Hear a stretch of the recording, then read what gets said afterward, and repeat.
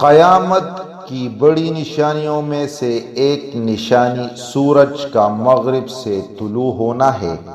لوگ ایک صبح سورج کے مشرق سے طلوع ہونے کا انتظار کر رہے ہوں گے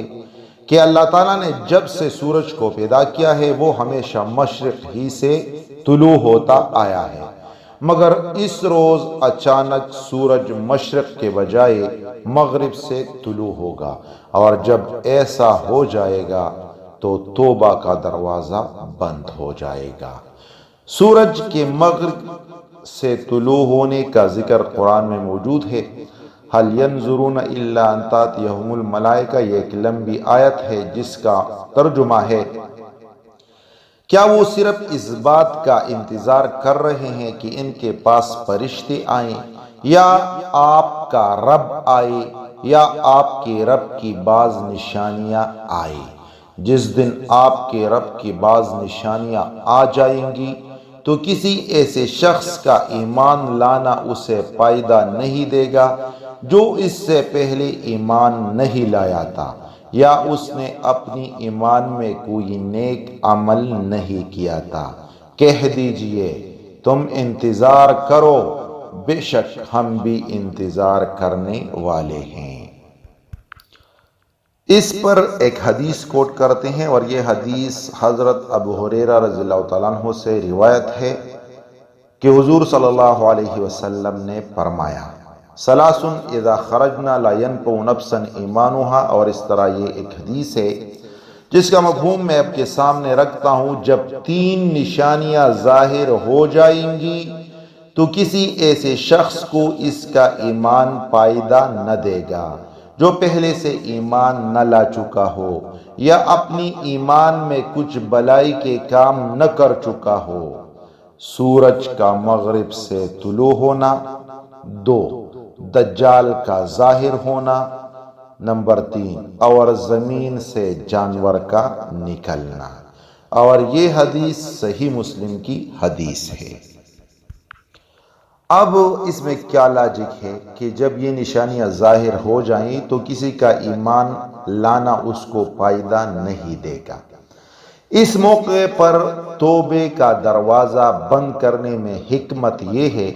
کہ ایمان کے بہت سے پہلو ایمان بالغیب سے تعلق رکھتے ہیں، مگر جب سورج مغرب سے طلوع ہو گیا تو وہ ایمان بالغیب نہ رہے گا، بلکہ یہ فرعون کی اس ایمان کی طرح ہوگا جب اسے دریائے نیل میں غرق کر دیا گیا اور اسے غرق ہونے کا یقین ہو گیا تو وہ ایمان لانے لگا۔ اس میں ایک اور حدیث کوٹ کرتے ہیں، اور یہ حدیث بھی حضرت ابو ہریرہ رضی اللہ تعالیٰ عنہ سے روایت ہے کہ حضور صلی اللہ علیہ وسلم نے فرمایا، اس وقت تک قیامت قائم نہ ہوگی جب تک سورج مغرب سے طلوع نہ ہو جائے، پس جب وہ طلوع ہو جائے گا اور سارے لوگ اسے دیکھ لیں گے تو سب کے سب ایمان لے آئیں گے، مگر اس وقت کسی بھی ایسے شخص کا ایمان اسے فائدہ نہ دے گا جو پہلے سے ایمان نہ لا چکا ہوگا، یا اس نے اپنی ایمان میں کوئی بلائی کا کام نہ کیا ہوگا۔ قیامت اس حال میں قائم ہوگی کہ 2 آدمیوں نے اپنا کپڑا پھیلایا ہوگا،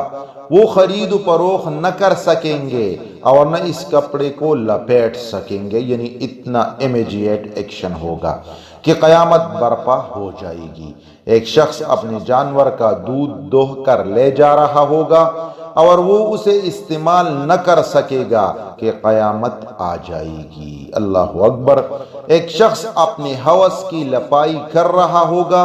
وہ اس میں اپنے جانوروں کو پانی نہیں پلا سکے گا کہ قیامت قائم ہو جائے گی۔ اور ایک شخص نے لقمہ منہ کی طرف اٹھایا ہوگا، وہ اسے کھا نہیں سکے گا کہ قیامت رونما ہو جائے گی۔ اور یہ حدیث صحیح بخاری کی حدیث ہے۔ اس سے ریلیٹڈ ایک اور حدیث کوٹ کرتے ہیں، یہ حدیث حضرت ابو ذر رضی اللہ عنہ سے روایت ہے کہ حضور صلی اللہ علیہ وسلم نے فرمایا، کیا تم جانتے ہو کہ یہ سورج کہاں جاتا ہے؟ انہوں نے کہا اللہ تعالیٰ اور اس کے رسول کو زیادہ علم ہے۔ آپ صلی اللہ علیہ وسلم نے فرمایا یہ سورج چلتا ہے حتیٰ کہ عرش کے نیچے اپنے مستقر میں پہنچ جاتا ہے، پھر یہ سجدے میں گر پڑتا ہے اور اسی حال میں رہتا ہے حتیٰ کہ اس سے کہا جاتا ہے اٹھو اور جہاں سے تم آئے ہو وہیں لوٹ جاؤ، وہ لوٹتا ہے اور اپنے معمول کے مطلع سے طلوع ہو جاتا ہے، پھر دن بھر چلتے چلتے عرش کے نیچے اپنے مستقر میں جا پہنچتا ہے اور سجدے میں گر پڑتا ہے، وہ اسی حال میں رہتا ہے حتیٰ کہ اس سے کہا جاتا ہے اٹھو اور جہاں سے تم آئے ہو وہیں لوٹ جاؤ، وہ لوٹتا ہے اور اپنے معمول کے مطلع سے طلوع ہو جاتا ہے۔ ایک روز وہ چلے گا، لوگ اس میں کوئی نئی چیز نہیں دیکھیں گے حتیٰ کہ وہ عرش الہی کے نیچے اپنے ٹھہرنے کی جگہ پہنچے گا اور اس سے کہا جائے گا اٹھو اور آج مغرب سے جا کر طلوع ہو جاؤ، چنانچہ وہ صبح کے وقت مغرب سے طلوع ہوگا۔ نبی کریم صلی اللہ علیہ وسلم نے فرمایا تم جانتے ہو یہ کب ہوگا؟ یہ اس وقت ہوگا جب کسی ایسے شخص کو ایمان فائدہ نہ دے گا جو پہلے ایمان نہیں لایا ہوگا یا جس نے اپنی ایمان کی حالت میں نیک عمل نہیں کیے ہوں گے۔ اور یہ حدیث صحیح مسلم کی حدیث ہے۔